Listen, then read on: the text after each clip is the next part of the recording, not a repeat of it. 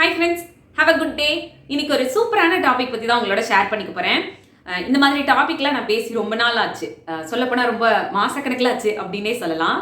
So அந்த மாதிரியான ஒரு யூஸ்ஃபுல்லான டாபிக் தான் இன்னைக்கு நான் உங்களோட ஷேர் பண்ணிக்க போகிறேன். அதாவது நம்மளை சுற்றி இருக்கக்கூடிய ஒரு சில மனிதர்களை நம்ம பேசி பழக்கிறதுக்கு முன்னாடியே கொஞ்சம் ஈஸியாக ஜட்ஜ் பண்ணிடுவோம், இவங்க இப்படி தானோ அப்படின்னு சொல்லி.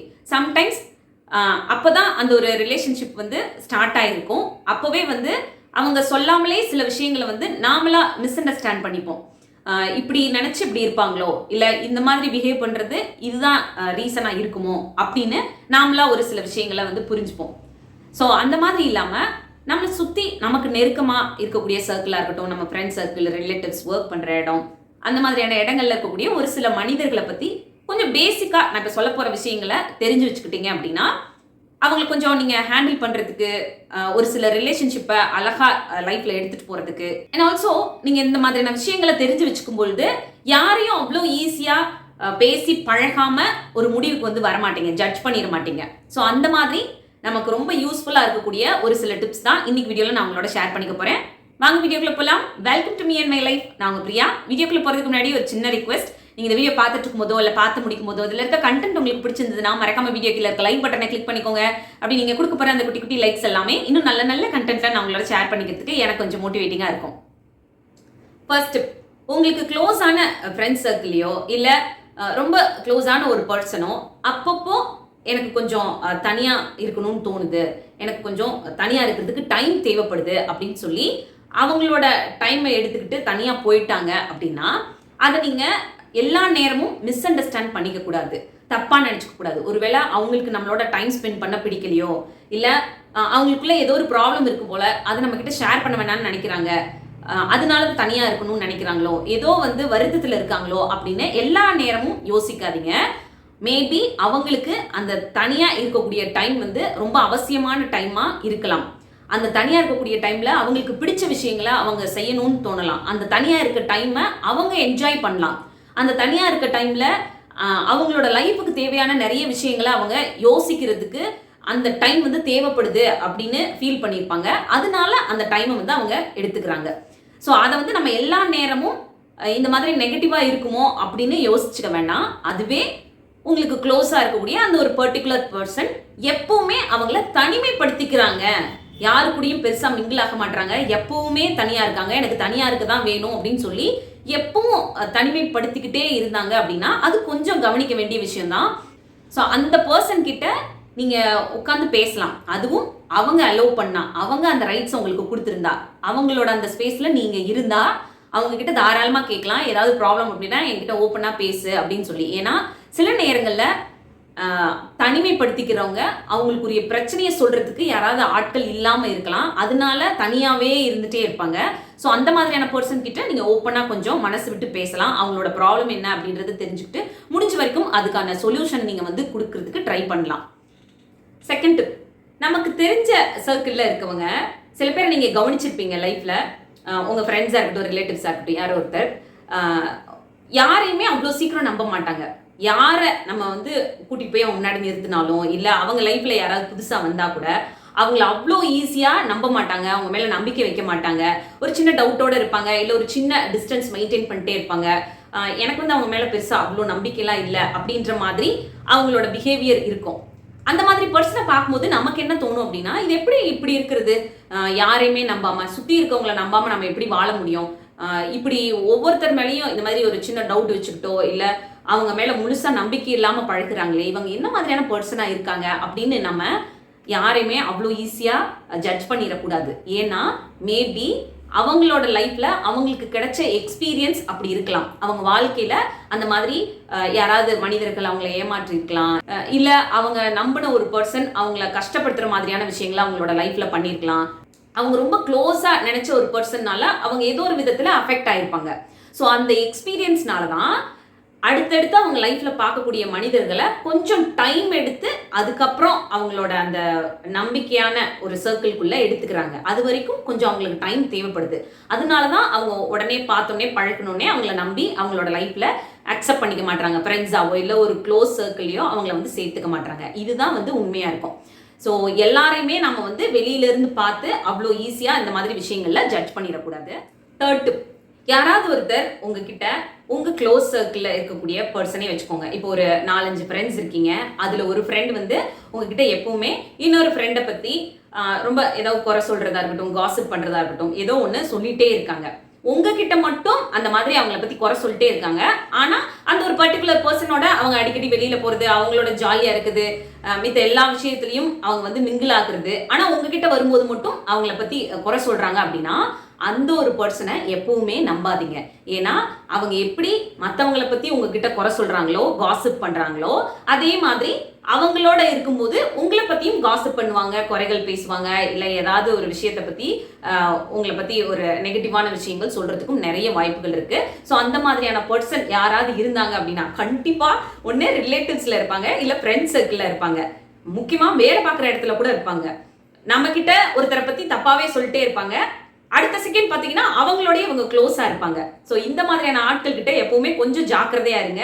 ரொம்ப க்ளோஸாகவும் இருந்துடாதீங்க. அதே நேரம் அப்படியே டக்குன்னு அவங்கள விட்டு விலகவும் செஞ்சிடாதீங்க. எந்த லிமிட்ல அவங்கள வச்சுக்கணுமோ அந்த லெவலில் வச்சுக்கோங்க. அது உங்களோட லைஃப்க்கு நல்லது. ஃபோர்த் டிப், நீங்கள் நம்பின ஒரு பர்சன், உங்களுக்கு ரொம்ப ரொம்ப க்ளோஸான ஒரு பர்சன், நீங்கள் அவங்கக்கிட்ட எல்லா விஷயங்களையும் டிஸ்கஸ் பண்ணுவீங்க. அந்த அளவுக்கு உங்களுக்கு ரொம்ப க்ளோஸான ஒரு பர்சன், நீங்கள் ரொம்ப நம்பக்கூடிய ஒரு பர்சன் ஏதோ ஒரு சூழ்நிலையில் உங்களை ரொம்ப ஹர்ட் பண்ணுற மாதிரி நடந்துக்கிட்டாங்க, இல்லை உங்களுக்கு ஒரு கசப்பான அனுபவத்தை கொடுத்துட்டாங்க, இல்லை அவங்கள நீங்கள் ரொம்ப ஒரு விஷயத்தில் நம்பியிருக்கீங்க, அவங்க அந்த விஷயத்தில் உங்களை சீட் பண்ணிட்டாங்க. அதுலேருந்து நீங்கள் வெளியில் வர்றதுக்கே உங்களால் முடியாத அளவுக்கு ஒரு அனுபவம் உங்களுக்கு கிடச்சிருக்கு. ரொம்ப கஷ்டப்பட்டு தான் அந்த ஒரு விஷயத்துலேருந்து நீங்கள் வெளியில் வந்திருக்கீங்க. ஆனால் இதெல்லாம் நடந்து முடிஞ்சதுக்கப்புறம் அந்த ஒரு பர்டிகுலர் பர்சன் உங்ககிட்ட வந்து சாரி சொல்கிறாங்கன்னு வச்சுக்கோங்க. இது தெரியாமல் பண்ணிட்டேன், இல்லை அந்த டைமில் என் மைண்ட் அப்படி இருந்துச்சு, அதனால இந்த மாதிரி ஒரு விஷயத்த உனக்கு பண்ணிட்டேன், இனிமேல் என் லைஃப்பில் பண்ண மாட்டேன், எனக்கு ஒரு சான்ஸ் கொடு அப்படியெல்லாம் சொல்லி உங்ககிட்ட கேட்குறாங்க. உங்களோட லைஃப்பில் அவங்களுக்கு ஒரு செகண்ட் சான்ஸ் வந்து கேட்குறாங்கன்னு வச்சுக்கோங்க. அந்த மாதிரியான பர்சனுக்கு உங்களோட லைஃப்பில் அகெயின் இடம் கொடுக்கறதுக்கு 1000 முறை யோசிக்கணும். என்ன கேட்டிங்கன்னா நான் கொடுக்க மாட்டேன்னு தான் சொல்லுவேன். ஸோ நீங்கள் அந்த இடத்துல இருக்கீங்க அப்படின்னா உங்களுக்கு நடந்த அனுபவத்தை ஒரு தடவைக்கு 100 தடவை யோசிச்சு பாருங்க. இந்த மாதிரி அதே விஷயத்த இல்லை அந்த மாதிரியான ஒரு விஷயத்த அகெயின் அவங்க நம்ம லைஃப்ல பண்ணிட்டாங்கன்னா அதுலேருந்து நம்மளால மீண்டு வர முடியுமா, அதை நம்மளால தாங்கிக்க முடியுமா, அதை நம்மளால ஃபேஸ் பண்ற அளவுக்கு மனம் அவ்வளோ தைரியமான மனசா இருக்கா அப்படின்றதெல்லாம் ஒரு தடவைக்கு 100 தடவை யோசிச்சு அந்த ஒரு சான்ஸை கொடுங்க. இல்லை அது சரியா வராது அப்படின்னீங்கன்னா அந்த இடத்துல அந்த ஒரு ரிலேஷன்ஷிப் ஃபுல் ஸ்டாப் வச்சுருங்க. அது இன்னுமே உங்களோட லைஃப்பை பெட்டராக வச்சுக்கிறதுக்கு, உங்கள் லைஃப்பை கொஞ்சம் சேஃபாக வச்சுக்கிறதுக்குமே ஹெல்ப் பண்ணும். 5th டிப், இந்த ஒரு விஷயத்த எந்த ஒரு மனிதரும் அவங்க வாழ்நாள் முழுவதும் மறக்கவே மாட்டாங்க. அதாவது நம்ம அவங்கள வந்து எப்படி ட்ரீட் பண்ணோம் அப்படின்றத, நம்ம பாசிட்டிவாக அவங்கள ட்ரீட் பண்ணியிருந்தாலும் சரி, இல்லை நெகட்டிவாக அவங்கள ட்ரீட் பண்ணியிருந்தாலும் சரி, அவங்க லைஃப்பில் எப்பவுமே மறக்க மாட்டாங்க. நம்மளை பற்றின ஞாபகங்கள் வரும்போதோ, இல்லை நம்மளை பற்றி யாராவது பேசும் பொழுதோ, அகெயின் நம்மளை அவங்க மீட் பண்ணும்பொழுதோ அவங்க மைண்டில் ஒரு சைடு ஓடிட்டு தான் இருக்கும், இவங்க வந்து நம்மளை எப்படி ட்ரீட் பண்ணாங்க அப்படின்றது. ஸோ அதனால யாரையுமே வந்து நீங்கள் ட்ரீட் பண்ணுற விதம் அப்படின்றது, அவங்கள நடத்துகிற விதம் அப்படின்றது மரியாதை குறைவாக இல்லாத மாதிரி நடத்துங்க. அதுக்கு மேலே அவங்க நடந்துக்கிறத பொறுத்து அந்த ரிலேஷன்ஷிப்பை நீங்கள் மெயின்டைன் பண்ணுறது, அதெல்லாம் வந்து அடுத்த கட்டம். பட் பேசிக்காக ஒரு சக மனிதர்களை நம்ம நடத்துகிற விதம் அப்படின்றது மரியாதையோடு இருக்கணும். அந்த மரியாதை அப்படின்றது அவங்க கிட்ட இருக்க பணத்தை வச்சோ, இல்லை அவங்களோட தோற்றத்தை வச்சோ, இல்லை அவங்களோட ஸ்டேட்டஸ் வச்சோ, படிப்பு வச்சோ அப்படி இல்லாமல் ஒரு பர்சனாக அவங்களோட குணம் எப்படி இருக்கோ அதை பொறுத்து நீங்கள் அவங்கள ட்ரீட் பண்ணுற விதம் வந்து எப்பவுமே மரியாதை குறைவாக இருக்கவே கூடாது. ஸோ மைண்டில் எப்பவுமே ஒருத்தரை ட்ரீட் பண்ணும்பொழுது ரொம்ப ஸ்ட்ராங்காக நீங்கள் வச்சுக்க வேண்டிய விஷயம் இது. இதை எப்பவுமே லைஃப்பில் மறந்துடாதீங்க. 6th டிப், ஒரு நியாயமான விஷயங்களுக்கு கோவப்படக்கூடிய ஒரு பர்சன் உங்களோட லைஃப்பில் நீங்கள் பார்க்கக்கூடிய ஒரு பர்சன் வச்சுக்கோங்க. அந்த ஒரு பர்சன் ரீசன்ட் டைமில் அவங்க கோவப்படுறதே ஸ்டாப் பண்ணிட்டாங்க. அந்த மாதிரியான ஒரு சூழ்நிலை அங்கே வந்துச்சுனாலும், அவங்க கோவப்படுற மாதிரியான சூழ்நிலை வந்தாலும் சரி, ஒருத்தரோட ஆர்கியூ பண்ணுற மாதிரியான சூழ்நிலை வந்தாலும் சரி, அந்த இடத்த விட்டு நகர்ந்து போயிடுறாங்க. அதை பார்க்கும்போது உங்களுக்கு டிஃப்ரெண்ட்டாக ஃபீல் ஆகுது. என்னடா அவங்க முன்னாடியெல்லாம் வந்து இந்த மாதிரி ஒரு விஷயம் நடந்தால் ரொம்ப ஸ்ட்ராங்காக அவங்க பாயிண்ட் எடுத்து வைப்பாங்க, கோவப்படுவாங்க, ஏன் இப்போல்லாம் வந்து இந்த இடத்த விட்டு நகர்ந்து போயிடுறாங்க, இல்லை அந்த ஆர்குமெண்ட்டையே தவிர்த்துடுறாங்க அப்படின்னு நினச்சிங்கன்னா, அவங்களோட அந்த ஏஜாக இருக்கட்டும், அந்த எக்ஸ்பீரியன்ஸாக இருக்கட்டும், ஒரு சில அனுபவங்களை அவங்களுக்கு கொடுத்துருக்கோம்.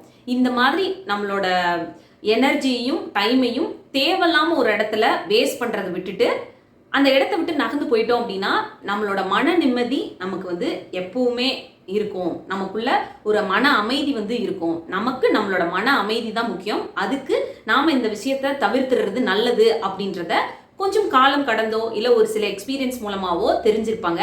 அதனால தான் அதை வந்து அவாய்ட் பண்ணிட்டு போறாங்க. இப்படிலாம் அவங்க ஒரு ஆர்குமெண்ட்டையோ இல்ல ஒரு ப்ராப்ளமையோ இல்ல ஒருத்தரோட சண்டை போடுறதையோ அவாய்ட் பண்ணிட்டு போறதுனால அவங்க ஏதோ அவங்களுக்கு பயந்து போறாங்க இல்ல அவங்களுக்கு பேச தெரியாம அந்த இடத்துல இருந்து நகர்ந்து போறாங்க அப்படின்றது கண்டிப்பா கிடையாது.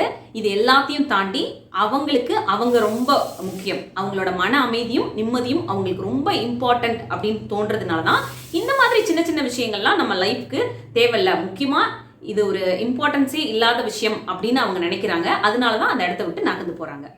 7th டிப், ஒரு சிலர் நீங்க பண்ண மிஸ்டேக்ஸை அது நீங்க தெரிஞ்சு பண்ணிக்கலாம், தெரியாம பண்ணிருக்கலாம். அது நடந்து முடிஞ்ச விஷயமா கூட இருக்கும்.